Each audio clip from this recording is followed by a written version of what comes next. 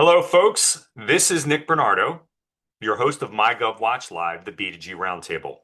If you're east of the Rocky Mountains here in the US, good afternoon. Good morning to those out west, and hello to anyone joining us from the far corners of the earth or watching online in the future. Today's Wednesday, June 10th, 2026. This series is brought to you by MyGovWatch. With a curated white glove approach, MyGovWatch delivers leads in more than 200 industries with an experience passive to you as the user at a fraction of the cost of legacy websites.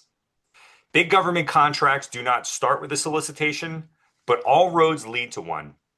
And your budget for hearing about RFPs does not have to be thousands of dollars per year. Start your 14-day trial today. Well, folks, things got a little busy last month.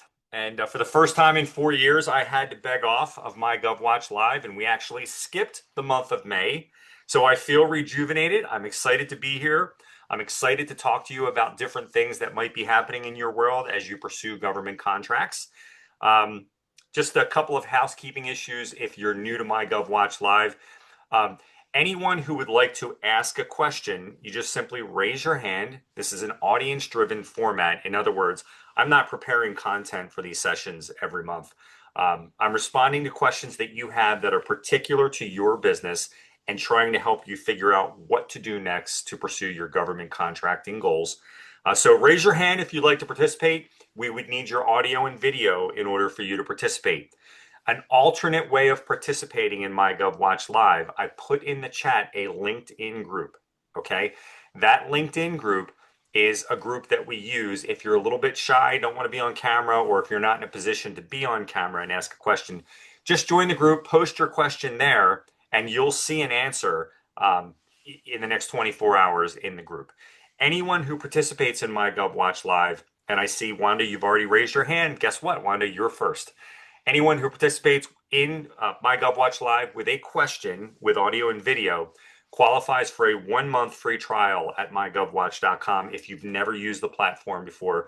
That's in lieu of the 2-week trial, free trial that we advertise on the site. We just turn that into a 30-day trial as an incentive to get you to share some things about your business and what you're trying to achieve. So I'll just point that out. And also, I've started doing this as of April, and it's turned out to be a lot of fun. I have a list of 100 random questions, and I'm going to ask you a number from 1 to 100. You're going to pick a number from 1 to 100. I'm then going to ask you that question number from my list, and it will be a totally random question, and I promise you, it won't be about government contracting unless the answer is about government contracting. So, that's it for intros, folks. I see Amanda, who I know very well, has raised her hand. So Amanda, let's bring you in as a panelist.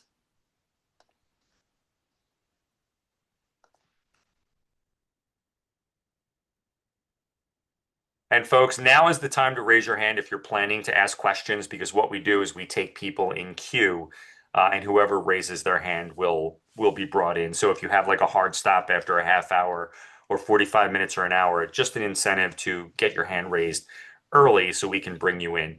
Hey, Amanda, how are you? Hey Nick, how are you?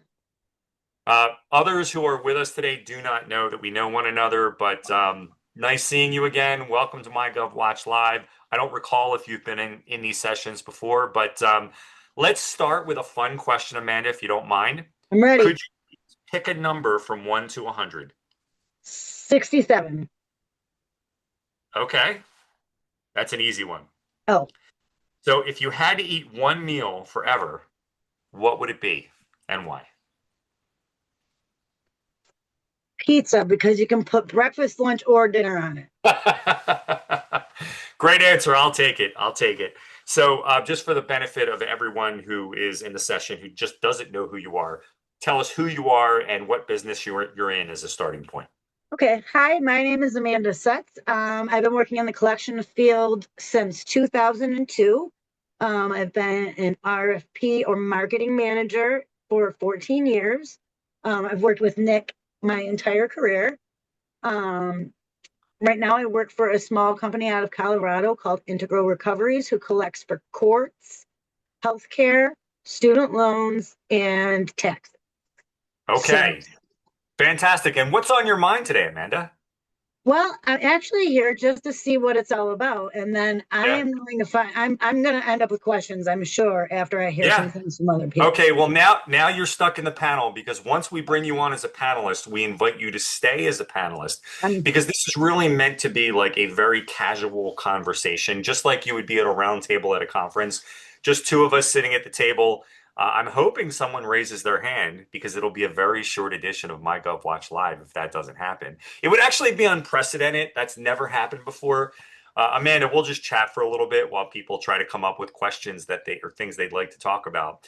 We've had these sessions go as long as 2 hours where we just can't get through all the questions. I think the shortest session we ever had was like 45 to 50 minutes several months ago. So, folks, now would be a good time to raise your hand and I would be up. We have Wanda. Let's bring Wanda in. Thank you, Wanda. Hi, Wanda. Here she comes.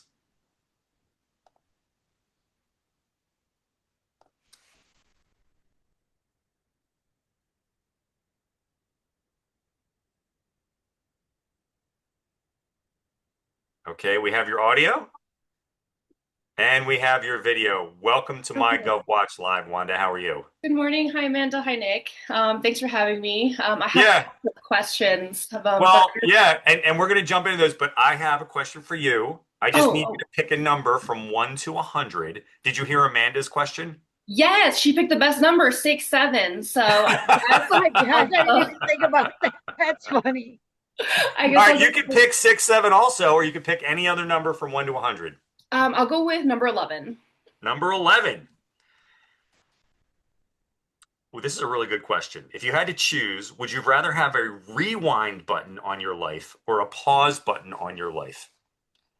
Rewind. And let's talk more about that. What would you be rewinding to? I think about this all the time. If I could rewind with the knowledge I have now, I would even go back to like 5 years old. Yeah, that would be quite an experience. Imagine being a 5-year-old with the knowledge and insight of an adult. Or Or even university, bank right? Like money. Yeah, yeah. I would have Well, saved that piggy bank money and all the money after that too. well, welcome invest. to My Gov Watch Live, Wanda. For the benefit of everyone out there, what do you do and where are you joining us from? Okay, so my name's Wanda Bruins. I'm the owner of Flyway Environmental Consulting out of Arizona. I just started the company. I have 20 years experience as a wildlife biologist, senior biologist, so it was time to start my own company.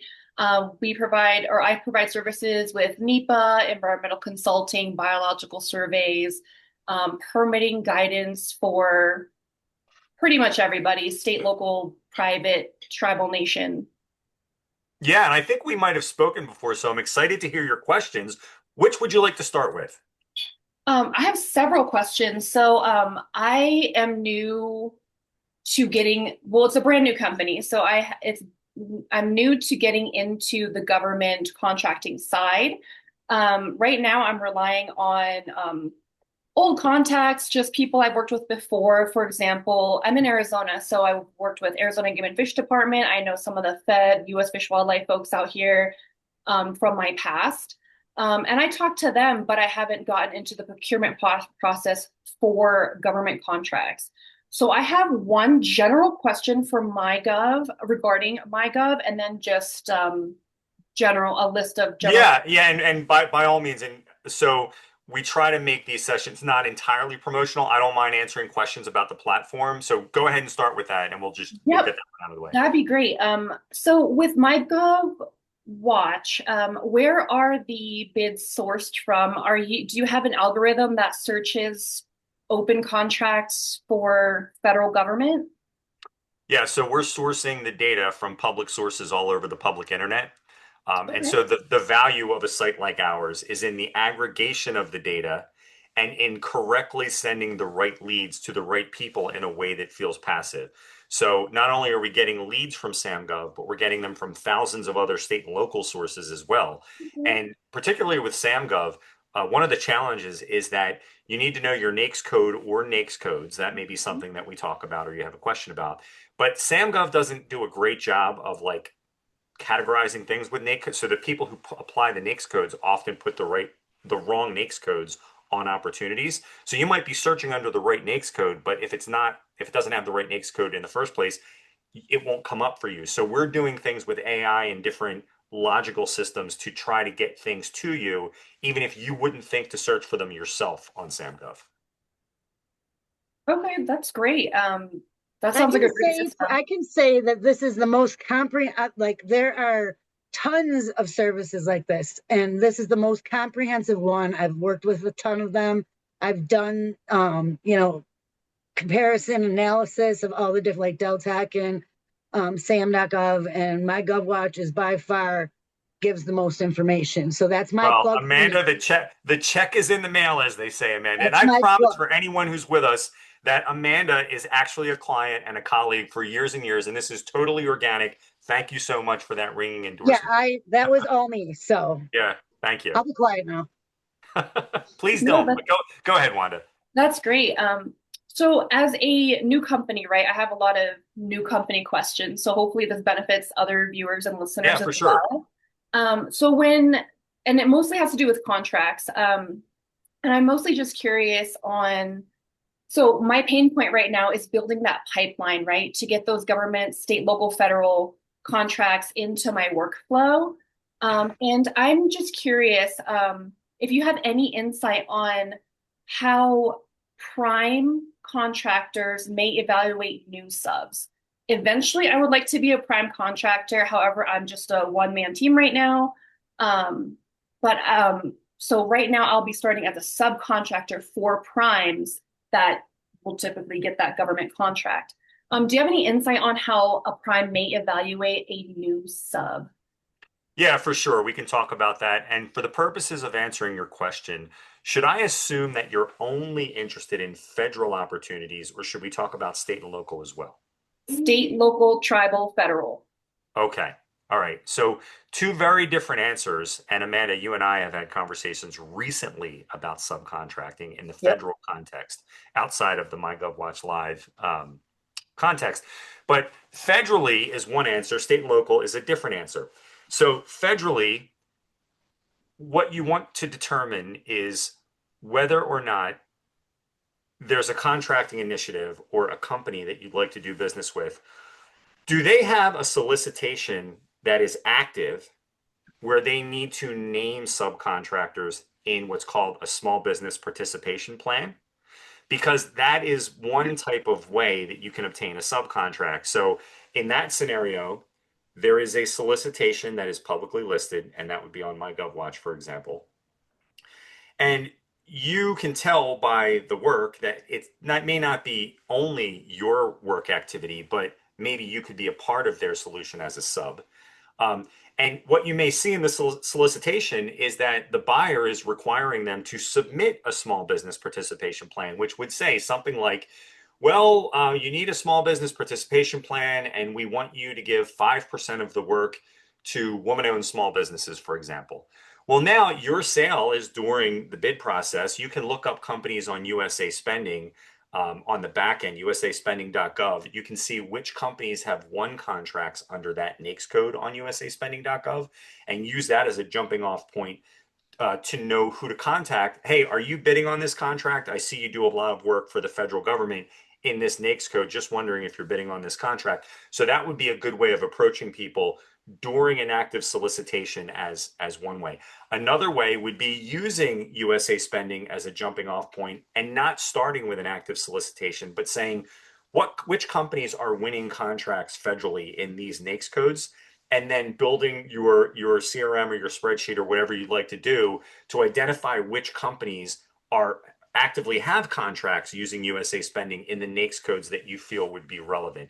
So those would be two good ways federally to identify opportunities, either at the front end during the bid process or in the back end using data in usaspending.gov. It would be good to have a capability statement. Do you have one of those? I do. Okay.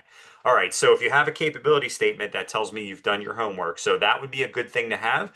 They're going to want to know if you are responsible, right? So if you're a new business, I wouldn't be surprised if they're asking for personal financial information for the last couple of years, because there aren't really any financial statements for the business. So I would just, take the air out of that balloon right away and say, hey, look, I'll give you my personal financial information. Here's my business plan. They're going to want to look at your past performance because in order for the federal government contractors to win, the buyer's looking at their past performance. So you're going to want to give them examples of your past performance. Let me just stop there and just see if there's questions. That's great. That kind of goes into my second question. For the capability statement, there's typically a differentiators section. And if you had any tips on what would differentiate a successful first-time bidder. And then also with the past performance, I learned that I cannot use company past performance because it's very limited. For example, I started my company in April. So I don't have examples. I can't use my 20-year history. I would have to say, this is a woman-led company that has experience. The principal biologist has this experience and not the company. Hopefully that. Yeah, let me ask you this question. Is your startup, is it a sole proprietorship? Are you a solopreneur or do you have people? Just myself right now. It's a sole LLC. Yeah. So in federal government contracting, as a general rule, your personal past performance counts as past performance, generally speaking. Now, that doesn't mean you're going to win a prime contract as a startup. It just means they can't throw you out for that reason alone. So I absolutely would document your personal past performance because if you're looking to do subcontracting, that will and should carry weight. And you should point out to the person who might be hiring subs, hey, I do have past performance. And as you know, personal past performance carries some weight if you're a prime bidder. Now, at the state and local level, have we, I don't think this came up when we spoke outside of this context, but are you familiar with FOIA or the open records laws? No. Okay, this is really exciting. I love telling people about this. Amanda knows all about this. So every time a state and local contract closes, you can find out the winner of the contract with a copy of the contract, a list of the bidders, evaluation criteria showing why they picked who they picked and why they didn't pick the others that they picked. Even a copy of the winning proposal that was submitted. So I'm limiting that to state and local because generally speaking, at the federal level, it's a lot harder to get at that information. The federal government, and this goes across different presidential administrations, the federal government is very opaque compared to the state and local governments. But at the state and local level, like imagine a bid process you see on MyGovWatch, here's a bid where you think you could be a sub later on. Well, now the contract closes, bids are due June 10th. Well, we can do an open records request for you in August or September after the contract's been signed, and you'll be able to download from the site the winning proposal. And then you'll see in that document names of people who work for that company. You just pick up the phone and say, hey, Joe, Fred, Mary, Michelle, whoever it is, I saw that you won this contract with such and such state or such and such county. I just want to introduce myself, see if you have needs for subcontracting and start the conversation that way. That applies after the contracts are signed, after the award. However, during the bid process, people are always using MyGovWatch and then showing interest in a solicitation where they might want to be a sub, because then you might be invited to a Zoom and everybody has to introduce themselves in the Zoom as a pre-bid for the pre-bid meeting. Or you might be copied on an email where all of the other interested parties are copied. Now you have some information about who you should be marketing to. So those are some things you can try to do for state and local opportunities focused around solicitations, both during the open bid process or after it's closed. That's a mouthful. Let me stop there. That's great. So you said FOIA open records. Is that accessible through MyGov? Yeah, so okay. FOIA is the generic term. It's the name of the federal law, Freedom of Information Act. Different states call it differently. So in New Jersey, it's called OPRA, Open Public Records Act. Pennsylvania, the Right to Know Law. New York, FOIL, Freedom of Information Law. So your state and each state would call it differently. But although the public can do these requests and you could do it without our help, people do that. The reason why people like using our site to do it is that they're anonymous. And a lot of times the government agencies don't like fulfilling the requests. So not only is it a time saver, and not only do we write them the check for $20, $30, $40, or $50 instead of you, your interest in that procurement is anonymous. You still get the information. You're just not the one asking. And it has all the contact information, the contract officer? So typically, and when I say typically, it's not a guarantee that 100% of the time it'll be successful, but 95% of the time, you're going to know who won. You're going to get a copy of their contract. You're going to see a list of who bid, including winners and losers. Yeah, A that's lot of times there might be contact information for interested parties in those documents. Like here are the companies that downloaded the RFP. Here are the companies that bid. Here are the companies that were finalists. Here are the one or two companies that won. And a lot of times you'll be able to see that contact information. And the winning proposal, I would say 80 to 85% of the time, state and locally, that will be available. And that's where there's going to be Sometimes the treasure losing proposals as well. and the losing proposal, so that can be a part of it as well. So you can get lots of information about people to contact through that process. Wanda, I put in the chat some differentiators for a woman, for federal government, for a woman-owned business with one person. Yeah, and I want to apologize for not addressing that. So Amanda, as someone who I consider, you may not have your own webinar, but you certainly know a lot about government contracts. Why don't you just talk through some of what you posted into the chat?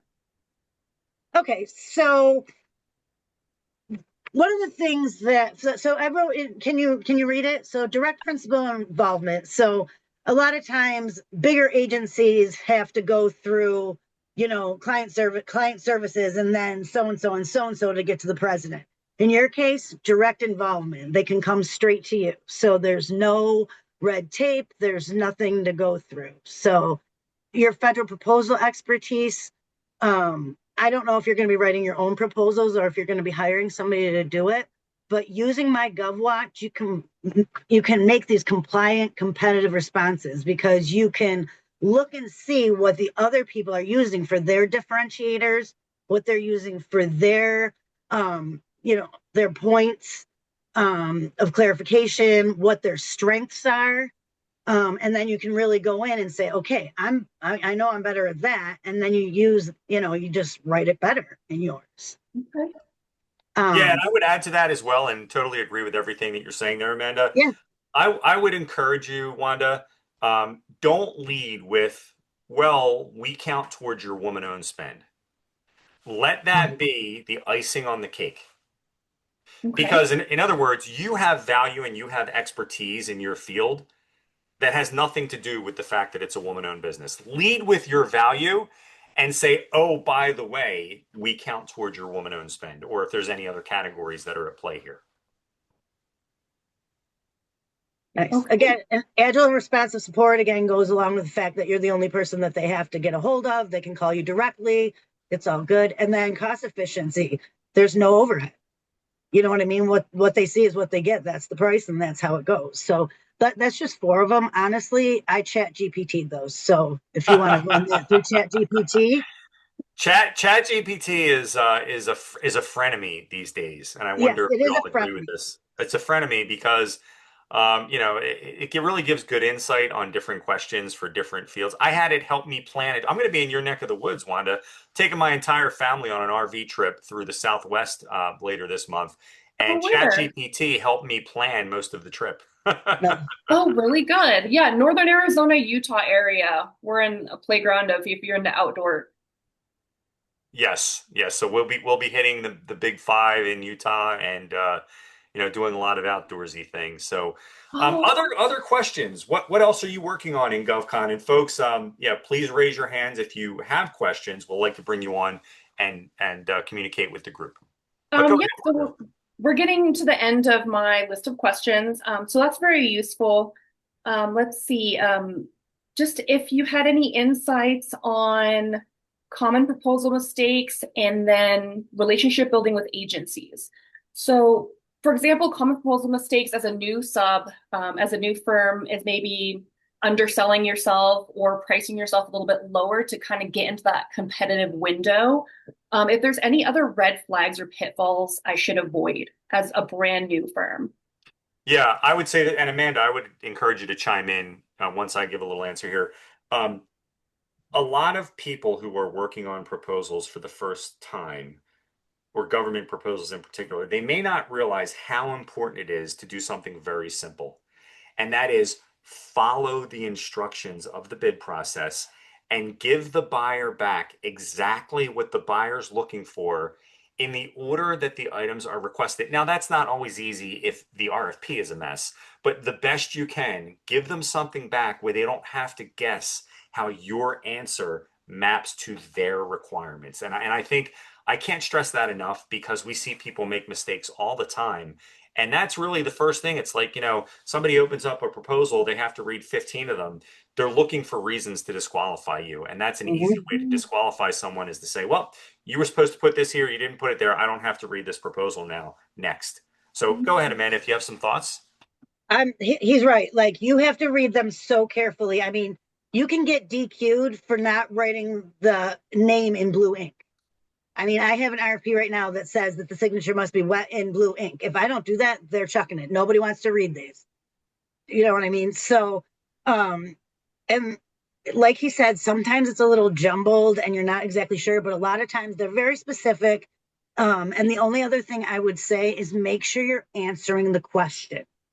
You know what I mean? Don't, go around the question, or, just create mumbo jumbo. If you don't have the answer, then, or you don't have what they're asking for, say so. Yeah, You know? and I'll just Okay. echo or sort of jump in on that as well, Amanda. Yeah, I mean, if it's a yes or no question, give them a yes or no answer first, and then tell them Yes. anything you want to tell them after that. Okay. Because That's something they that might comes just read that yes. So if I always suggest that, that's what I do too. Yes, and then an answer underneath it. That way, if all they want to do is know if you did it, you got that. If they want more information, they can read on. I'm Yeah, also going to tell consider. you that it's good to use tables, bullet points. The less text you're using, just words, the more stuff you can put in, like boxes or tables or figures or flow charts or whatever, the better you are.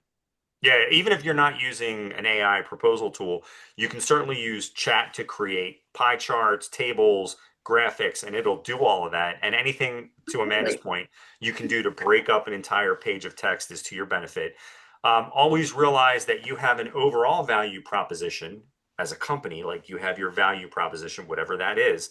But then you have the microcosm of that, which is you have a value proposition for that opportunity. So it's like, overall, here's our value proposition, and in addition to that, for this deal, here's why you should consider us. Whatever that value proposition is, don't make the mistake of thinking that people read proposals from front to end like a novel. They do not. So if your value proposition is that you understand this particular government program or have worked with this area before, don't say that just in your cover letter. Find a way to say it in 15 different places, because some people may only Okay. read one answer on page 15. Yeah, it's called a win theme. You're going to want to put your win theme throughout the proposal. Whatever, that that thing that's going to get you the win, make sure that you say it. And another thing I was going to say too, make sure your table of contents matches, what their format was.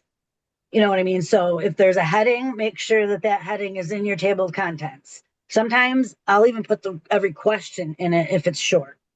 Yeah, yeah, all good practices. So, Wanda, tell us a little bit more about the kinds of consulting that you do. The kinds of consulting. So, for example, the RFP I'm working on right now, I'm trying to use their direct outline. So, I'm following all the information that you're providing, which is very useful. I'll answer your question in just a Yeah, second. yeah. The financials, for example, I have like the intro, services, company structure, and when I get to the financial statement part, my table, for example, is very, very small. I'm only 2 months old, right? So it only has about like 4 lines about net income, assets, liabilities. It's very small. So I'm still going to go for the RFP, but it's just a very small section that I'll be submitting in there because I imagine working for a large corporate company, right? This proposal will look completely different. Well, let me ask you this question. Is this for state, local, county? Like, what level of government is this? This specific one is a private contractor. It's actually tribal. Okay. Okay. So, um, if it's tribal, then they have a I hope fundamental under. I'm sorry. I really still hope to get it. I know I'll be applying these techniques to like a federal level later, but my current focus point right now, the one I'm really excited about and putting a lot of time and energy in, is just this one, for example. So tribal corporations have a lot of expertise and experience with federal opportunities, and they understand the federal terminology. Even if you consider it private, which I agree with, it, you would consider it private. I would still encourage you to do what they would do or what you would do if it were a federal opportunity, and that is substitute your personal financial information rather than making them ask for it. Just say, hey, look, these are my assets. This is my credit score. And anything positive you can tell them about your personal financial situation is filling in a gap, and you could be proactive and answer those questions before they even come up. Okay. Because if they're asking for corporate financial information and it's only 2 months old, it's giving them something about you personally is better than giving them nothing. Okay. Noted. That's great. You should also look inside your RFP and see if you can mark things proprietary and confidential. Yes. Some RFPs will not let you do that because of the Freedom of Information Act, but some of them do, and there will be instructions on how to label it, or if you have to separate it, or things like that. So, Okay. sorry, Nick. No, please. I'm enjoying the That's so banter. cool. And Amanda, if I disagree with anything, I would be disagreeing. And But you're I would absolutely expect you to. yeah. I often have co-hosts in these sessions, and I hate to tell you this, you're going to be a forced co-host at some point. Hey, I'm an extrovert. I love all this stuff. It's so helpful getting insight from both of you. So before I take up too much airtime, I'll close up some of my remaining thoughts. And I'm going to end with a pain point and then also a little bit more of what I do. So another focus area for me is ADOT, Arizona Department of Transportation, and that is a local agency. And right now, I don't have an entryway into those types of contracts. And for example, I'm looking for example, migratory bird Treaty Act breeding bird surveys. This is prime season to do net breeding bird surveys for ADOT right now, and there's a lot of roadway constructions. There's two ways to get this type of work. And there's also all other things like invasive species surveys, vegetation surveys, environmental clearance for infrastructure projects. Trying to sum it up quickly. No, by the way, let me just slow you down, Wanda. We don't have another hand raise right now. Oh, For some reason, there's not a ton of people with us right now. We've had okay. as many as 50. So, take your time. Okay. So for the ADOT work, there's two ways to get these contracts. I can work directly for ADOT, which is always preferred, right? Because I'll be like a prime, like a mini prime.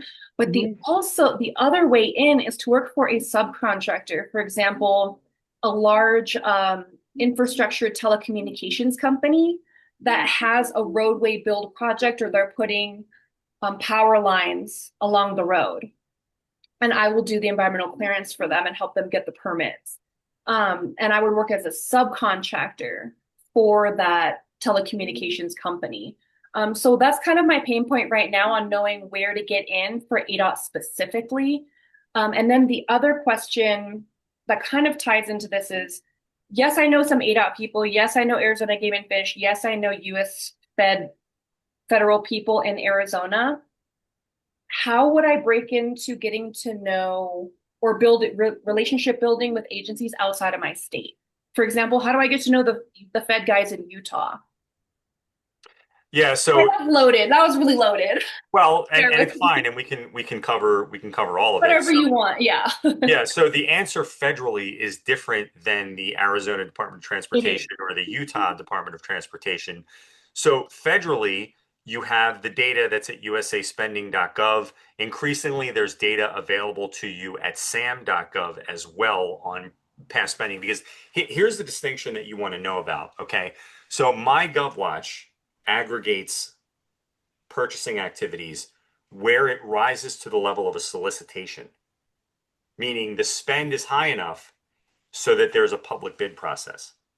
There is federal data on USA spending, which is after the fact, after the spending's occurred. And on SAM.gov, there's other reports that you can get access to where there's spending happening and the spending is at thresholds low enough where there is not a public bid process. Right. Okay. And that's a very important distinction that you need to be aware of.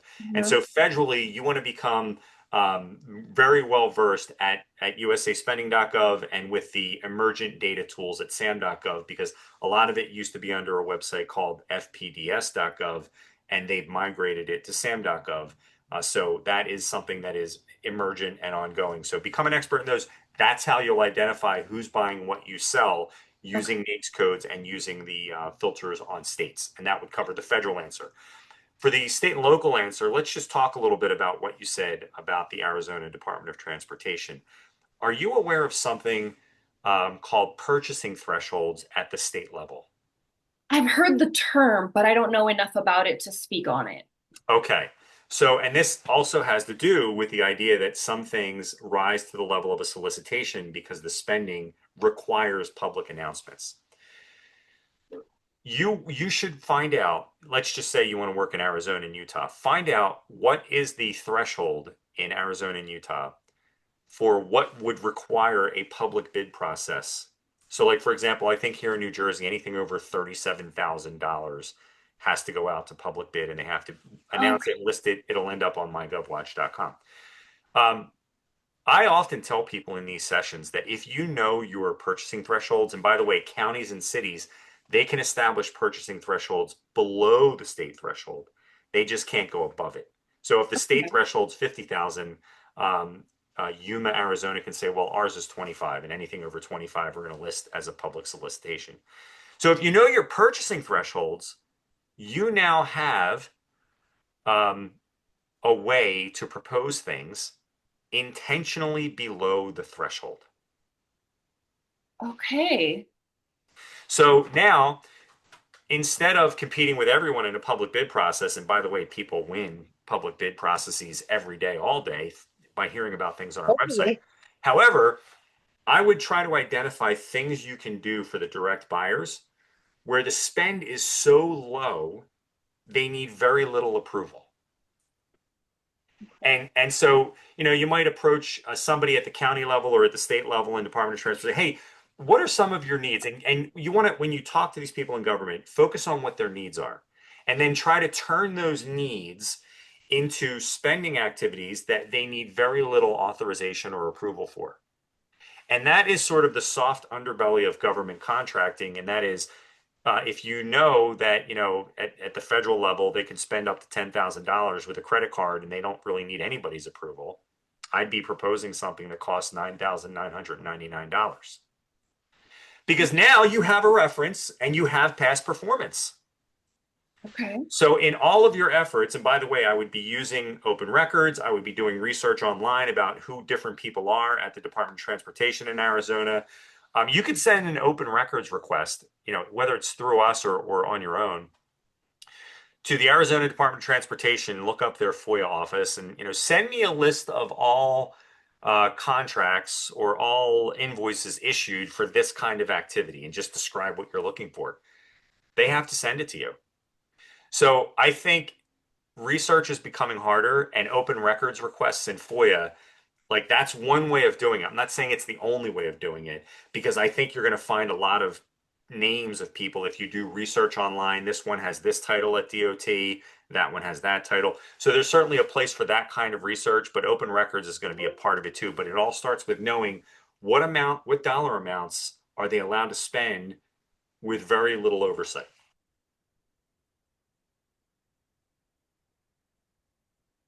I know I said a mouthful. Let's just see where And that Wanda, takes if you have any questions after this, go ahead and message me on LinkedIn. I don't Thank you so mind. much. I will take you up on that. So Yeah, absolutely. Not a problem at all. And I would encourage it because, um, Amanda, we've had people in these sessions over the last 4 years, people I don't know, like you're not in that category, obviously, who jump in and try to hijack the session, and they'll tell somebody something that's totally wrong. And I have to very politely say, well, that's not what we think. But in your case, yeah, everything you've said, I agree with.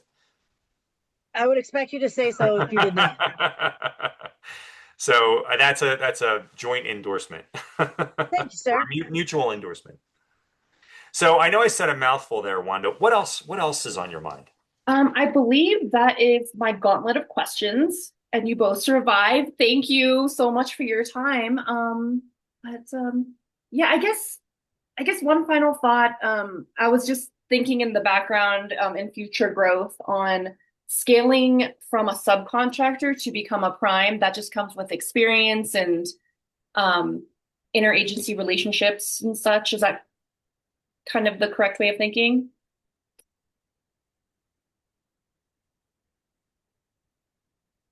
Is he frozen?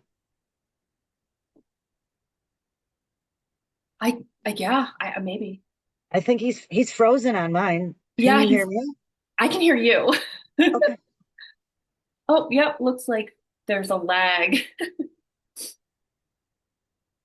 Well, anyway, my final thought was, oh no, there he goes. Oh, I'm the host now. Oh, okay, great. I don't have an answer for your question on this one, so I'm gonna let Yeah, Nick. no, it's just thoughts, as a small business owner, and this will happen in the future, right? Like when I grow, and I imagine it'll just come from experience. I just want to put my question out there and see if you had any corrections of the route. But that's great. Thank you so much for your time. I lost you folks for a second there. Uh, Bye. I don't know what happened, but here I am again. Um, maybe you guys covered some other stuff while I was gone, but You didn't miss anything. yeah, okay, okay. You're okay. So Thank you. yeah, yeah. So Wanda, don't be a stranger, and I don't think you've signed up for our website yet, or have you? I have not. Yeah, When do and I that's do fine. that? That's fine. That's fine. This is After? Okay. it's not a hard sell, but if you sign up this week, right? You've now asked the question. Sign up this week. We'll bump it out to a month. Okay, I can great. I can also walk you through my GovWatch the Yeah, and first Amanda, time. the only thing I would clarify now is that you have access to what's called a premium market on MyGovWatch, Right. and not every industry is a premium market. And it sounds like Wanda is in an industry where we just don't offer certain services that we do offer you.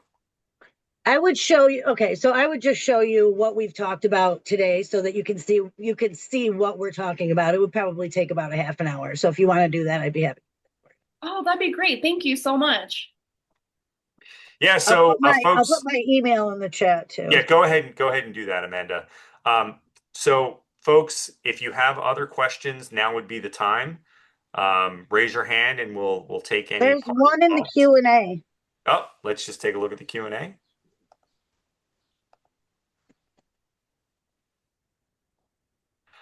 Okay, so Travis is asking, why would I not want the state to know that I'm requesting information about who won a bid opportunity? So good question, Travis.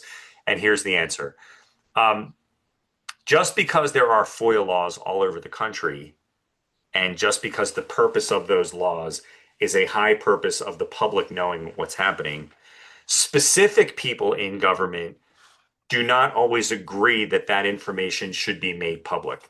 So it doesn't matter that the state says this information is public and should be public. Specific individuals can have their personal opinion about whether it should be public. And we have seen many instances of people who, who may not have a good relationship with a specific government agency because they pursued a FOIA request.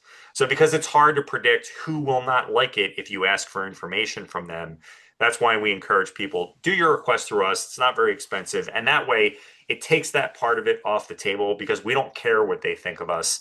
And in many cases, they won't care, but in many other cases they might. So, that's why we encourage people to consider doing the requests through Did you MyGovWatch. see one? Was there a Q&A period in your RFP that you're working on now where you could ask There questions? is. It's open right now. Okay, so another thing, my GovWatch will ask those questions for you. And they also have a list of questions that they ask on every opportunity so that you don't have to. So like if there's a question that you want to know, but you don't want them to know you are the one that wants to know, you can just submit it to my GovWatch and my GovWatch will submit it under their name. Oh, And that's there's some value to that. We great. offer it to, in your use case, it would be a little different than Amanda's because again, Amanda's in a market where we're doing things a little bit differently, but we do have that equivalent feature. Um, and that is something that you can buy as a one-off is we will do that as well. So yeah, so thanks for that color, Amanda. So parting questions, parting thoughts. I mean, I could read 98 other random questions. We could do that. So like, would you rather have a personal chef or a personal driver? Driver. Driver. I want to be a passenger princess. Yeah. What's the most useless talent you have?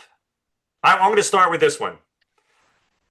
I have every World Series winner memorized back to 1950. I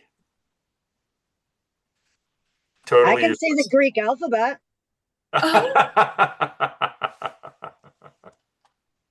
speak two other languages I don't really use. What are the languages? I speak Thai and, well, I shouldn't say that, but I do speak Thai with my family, and then Spanish I know from the Peace Corps. Oh, But I don't fantastic. use it in day to day. I don't use it to write proposals. Yeah, yeah. Wow, that's really cool. I can read Braille by Oh, sight, not with my fingers. All that's right, I'm going to ask this last question because it seems like people aren't going to have other questions. So I'm going to leave it. I ask this last question, and then I'll read an outro, and then we'll call it a day. Um, if animals could talk, which animal would be the rudest animal? Cats. orcas. Would you say orcas? Probably. I think they'd be like, get out of my way, but I think I would like them. Cats would be rude. It would be very rude to have a massive animal capsize your boat. That would be very rude. Yeah. Very rude. Get out of our ocean. Well, ladies, this has been a lot of fun. And Wanda, I'll just tell you, we've had 100 people sign up for these sessions. And for whatever reason, we only had about 20 or 30 people sign up for this session. And you never know who's going to show up. And so I appreciate your questions because, literally you were the only person who raised your hand. Yeah, it was fun. It's sort of the first time that's ever happened. So I think we're going to have to increase our marketing of the event. And I know that we will be able to do that going forward based on some changes we recently made. So that'll do it for today's edition of MyGovWatch Live. Remember, if you're not already a subscriber, start your free 14-day trial today. If you want to win more government contracts for less, you'll be glad you did. So, ladies, thank you very much for joining and enjoy the rest of your afternoon. Thank you Thanks, both. Nick. That was fun. Thank Thank you. you so Bye-bye. much. Bye. All right. Bye bye.